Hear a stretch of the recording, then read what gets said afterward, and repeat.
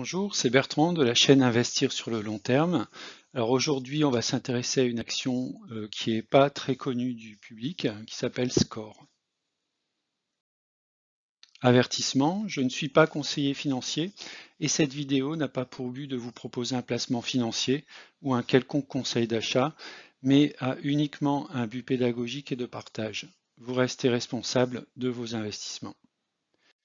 Alors effectivement, Score, donc le logo ne vous dit sans doute rien, c'est pas une société qui a pignon sur rue, bien qu'elle ait de nombreux bureaux à l'international.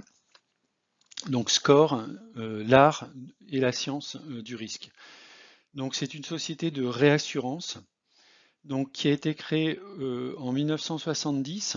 C'est aujourd'hui le quatrième acteur mondial dans son activité.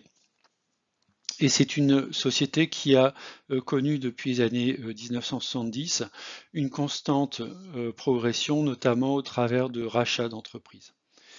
Donc, comme je le disais, une présence mondiale avec une expertise reconnue au sein du secteur financier. Alors, pour vous donner quelques chiffres globaux, c'est 4400 clients, 3123 collaborateurs, 36 bureaux dans le monde, avec une répartition d'un chiffre d'affaires qui est de l'ordre de 50% en Amérique, 33% en Europe de manière large et 18% en Asie-Pacifique. Score est organisé en business unit avec trois principales activités.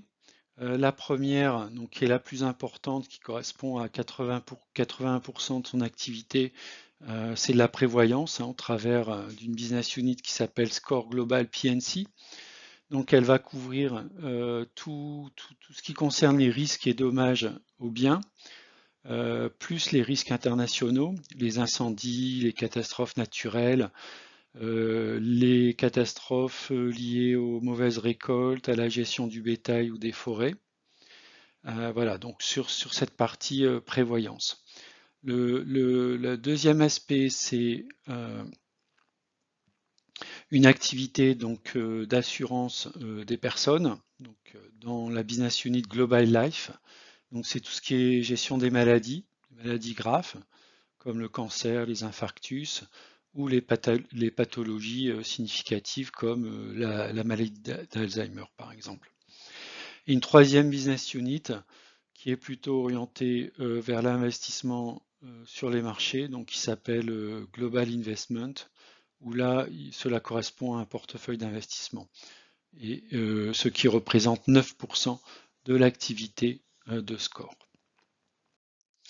Alors si on regarde un petit peu les annonces, on voit que bien sûr, comme tous les assureurs dans le monde, il y a eu une préoccupation autour de l'épisode du Covid, avec les risques financiers attachés effectivement à tout ce qui s'est suivi.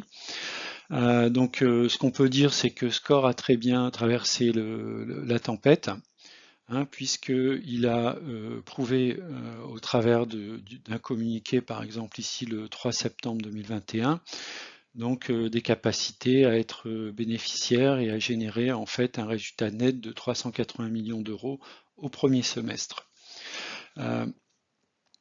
Également très intéressant, spécialement si vous investissez dans des sociétés financières, c'est quel est le rating de ce type d'entreprise. Donc on peut voir que Score a obtenu récemment de Fitch une bonne notation à A-, donc ce qui permet de positionner l'entreprise sur une valeur relativement stable en termes de perspective. Le marché est cependant un peu, on va dire, pas très motivé en fait sur cette action Score. Et qu'il juge les perspectives de Score plutôt décevants. C'est ce qu'on peut voir au travers d'un article datant du 8 septembre 2021, où effectivement la croissance des primes brutes émises dans la branche non-vie s'inscrira entre 15 et 18% à taux de change constant, contre une précédente fourchette comprise entre 4 et 8%. Donc très certainement, cela a généré une déception au niveau des marchés.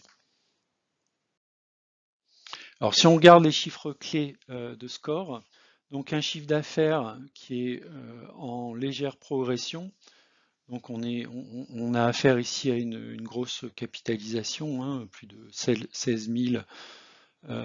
16 milliards de capitalisation, avec ce qui est intéressant, un résultat net malgré une année 2020 difficile, un résultat net qui a su se redresser, notamment en prévision des années 2021 et 2022. Forte progression par rapport à l'année 2020. Et un dividende qui, malgré un résultat net qui a baissé dans l'année 2020, a été maintenu à un niveau assez intéressant. Alors, une particularité quand même, c'est qu'il n'y a pas eu de versement de dividendes sur l'année 2020 au titre de l'année 2019. Donc si on regarde les dividendes sur la partie droite, donc on peut voir que depuis pas mal d'années, Score s'attache à verser des dividendes auprès des actionnaires et des dividendes qui sont en constante progression. À noter que le payout ratio sur la société Score est de 57%, donc ça veut dire qu'il y a une gestion qui est tout à fait saine de la distribution de dividendes, hein, puisque 40% des bénéfices sont réutilisés, réemployés au sein de l'entreprise. Ce qui moi a particulièrement attiré mon attention, c'est que au cours actuel de la valeur du titre Score, nous avons un rendement annuel de 7,57%, ce qui n'est pas du tout négligeable. Si on regarde du côté de l'analyse graphique long terme, donc vous avez donc le graphe sur les 8 dernières années, donc à partir de 2013. Donc on peut voir que sur la période 2013-2020, l'action a oscillé dans un canal ascendant de manière assez régulière, avec peut-être un effet saisonnier, en tout cas avec un cours qui était relativement prévisible. Et puis le cours a connu une chute assez vertigineuse qui est liée aux événements associés au Covid. Depuis, on peut dire que Score est en mode recovery avec de nouveau un canal ascendant que j'ai représenté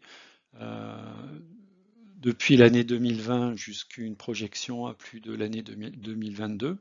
Donc basé sur cette analyse graphique, j'ai essayé de me définir des points d'entrée et éventuellement des points de sortie en fait d'allègement ou de vente sur l'action.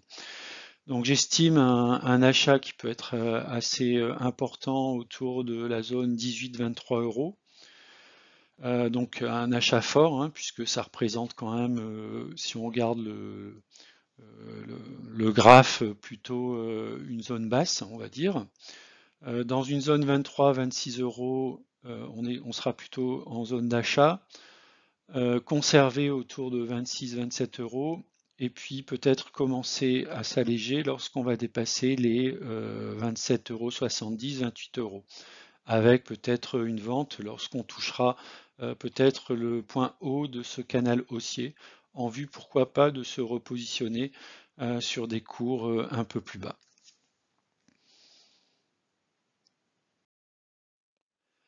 Alors, est-ce que je possède du Score? Oui, donc j'ai des actions Score au sein de mon PEA. Donc j'ai un prix de revient de 26,67 €, pardon, 26,67 €, hein, ce qui me positionne plutôt dans un niveau de conservation, avec un rendement sur mon prix de revient unitaire de 6,75%.